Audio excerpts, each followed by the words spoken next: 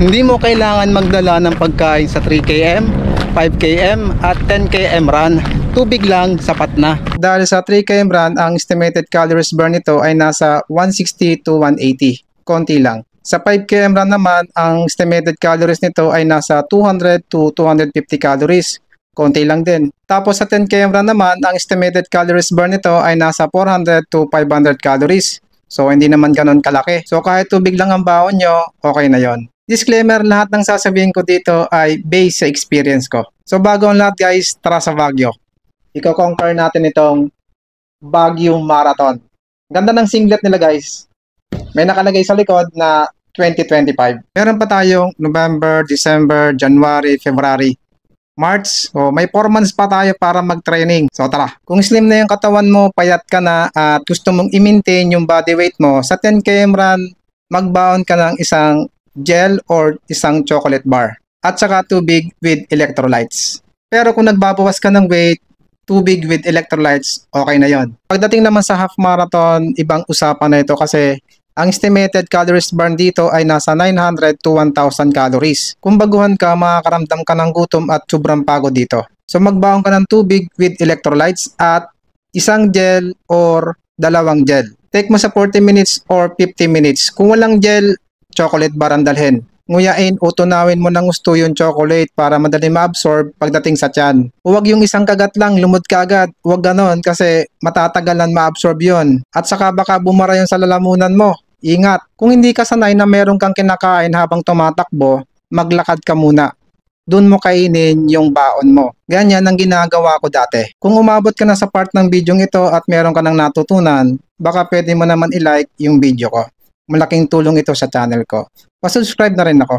Maraming salamat. Sa ngayon, wala na akong binabaon kapag tatakbo ko ng half marathon kasi tinitreat ko ng maayos yung katawan ko. So ano yung ginagawa ko? 10 hours bago ko tumakbo ng long distance tulad ng half marathon, umiinom ako ng maraming tubig at kumakain ako ng sapat na carb. Pero minsan nagdadala ako ng tubig lalo na kapag mainit ang panahon. Nung nakaraan tumakbo ako ng 21 km sub 2, wala akong dalang tubig at pagkain. Pagod pero hindi ako nakakaramdam ng gutom. Nauuhaw lang ako nung pagkatapos kong tumakbo. Guys, sa umaga ako tumatakbo kaya yung 10 hours na ito ay gabi. Namamahinga at tulog ako. So walang masyadong nasasayang na energy. Pagdating naman sa marathon, ang estimated calories burn nito ay nasa 2,000. Hindi pwedeng nauuhaw ka na o tuyo na yung labi mo bago ka uminom ng tubig. O nagugutom ka na bago mo kainin yung baon mo. Pag ganon, uli na ang lahat. Mawawala ka sa momentum, makakaramdam ka ng sobrang pagod at iba't ibang discomfort ang mararamdaman mo sa katawan mo. Parang sasakyan kapag kulang sa tubig, umiinit ng gusto ang makina. So mahinang humatak ang makina nun. Kapag naubusan ng gas, tumitigil. Ganon din sa katawan. So paano bang diskarte sa marathon? Estimated 4 to 5 gel. Sa akin, 4 na chocolate bar. Kinakain ko every 9 km at dito na rin ako iinom ng tubig. Tapos pagkalagpas ng 9 km, every 5 km, umiinom na ako ng tubig. Kung baguhan ka sa marathon, gawin nating 6 to 7 gel. Gamitin mo din sa training yung ini-intake mo na fuel. Para pagdating ng race, hindi sasakit yung tiyan mo o magkakaroon ng discomfort yung tiyan mo.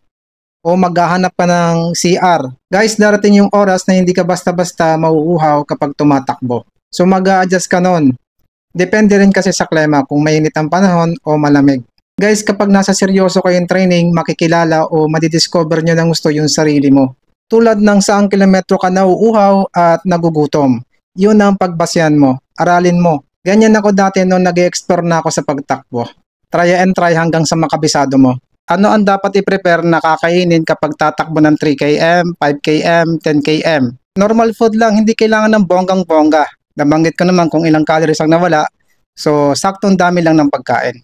Sa half marathon naman at marathon, 1 week before running event, mag-add ka na ng saktong carbs para makapag-store ang katawan natin ng energy. Kailangan din ng protein para makarecover ng maayos yung mga muscle mo sa mga nagdaang buwan sa pagtitraining. Iwasan mo rin yung halo-halo ang kinakain. May pansit, may spaghetti, nagtinapay ka, nag-ice cream ka, nag-hamburger ka pa. Iwasan mo yun dahil sa maghahanap ka ng CR no, sa mismong running event. Ang ibig sabihin ko dyan, disiplinahin ang sarili sa mga kinakain. Guys, yung sinabi kong estimated calories ay nakadepende pa rin yan sa intensity ng workout. So, pwede pa rin yan bumaba or tumaas. Sana nakatulong itong video na ito sa inyo. Maraming salamat sa panonood. Ingat! at run safe.